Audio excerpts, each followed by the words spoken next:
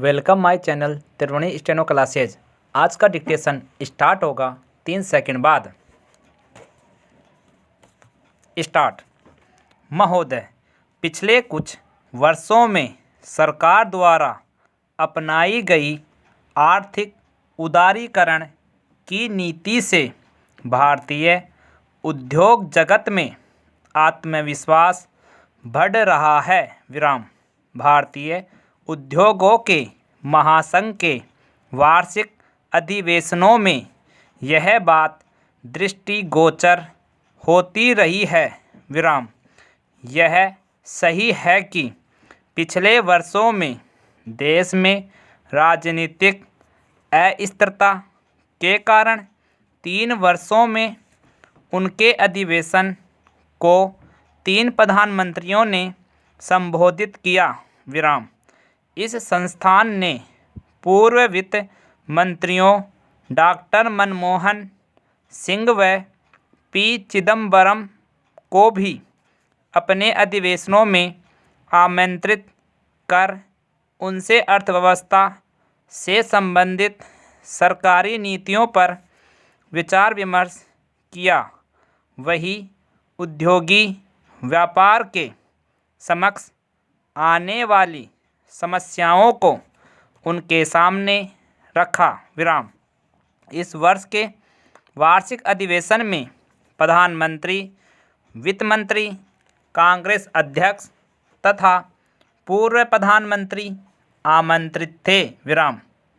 इस प्रकार सरकार विभिन्न राजनीतिक दलों तथा औद्योगिक क्षेत्र के मध्य दूरियां कम हुई और इन्हें आमने सामने संवाद का अवसर मिला। देश के उद्योगों को पिछले कई दशकों तक जिस लाइसेंस राज, रिश्वत तथा लाल फीताशाही के कारण भारी कठिनाइयों के दौर से गुजारना पड़ा, उसमें अब काफ़ी परिवर्तन आ रहा है। अधिवेशन में एक महत्वपूर्ण बात कांग्रेस अध्यक्ष द्वारा भाग लेना तथा उनके द्वारा दिया गया भाषण था।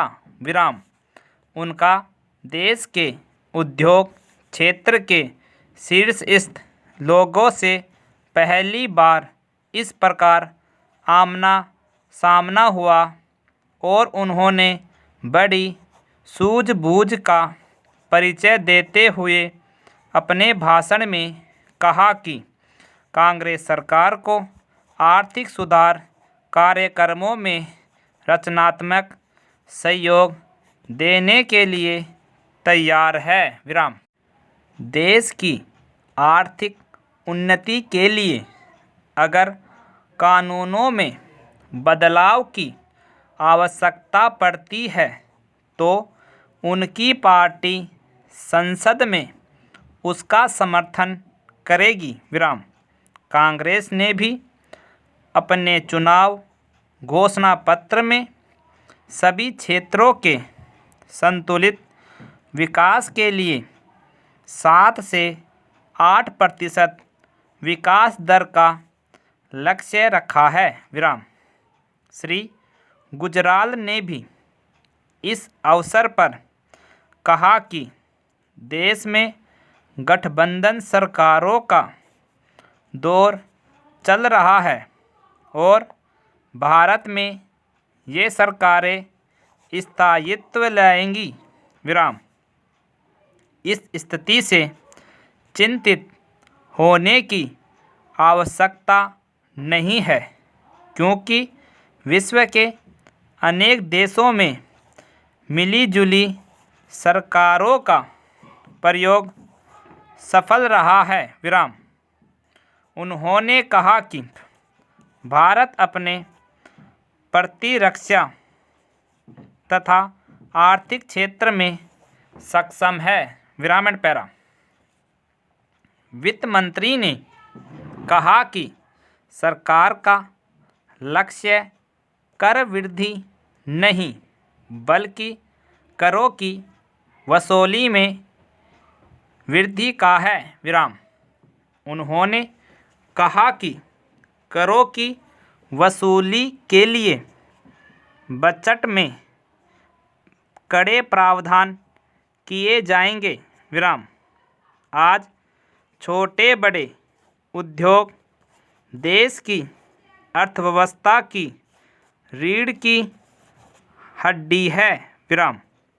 यह जितने बढ़ेंगे उतना ही देश का आर्थिक विकास होगा।